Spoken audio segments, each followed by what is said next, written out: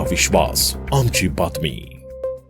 नाशिकच्या पंचवटी पोलीस ठाणे हद्दीमध्ये दुचाकी चोरी करणाऱ्या टोळीवर गुन्हे शोध पथकानं कारवाई करत 2 आरोपींना अटक केली आहे। आरोपींकडून एकूण 6 दुचाकी जप्त करण्यात आल्या असून त्यांची अंदाजे किंमत 2,25,000 रुपये इतकी आहे। दिनांक 15 फेब्रुवारी 2026 रोजी पंचवटी परिसरातील अयोध्यानगरी अमृतधाम येथून दुचाकी चोरी झाल्याप्रकरणी कलम 303(2) अन्वये गुन्हा दाखल झालेला होता।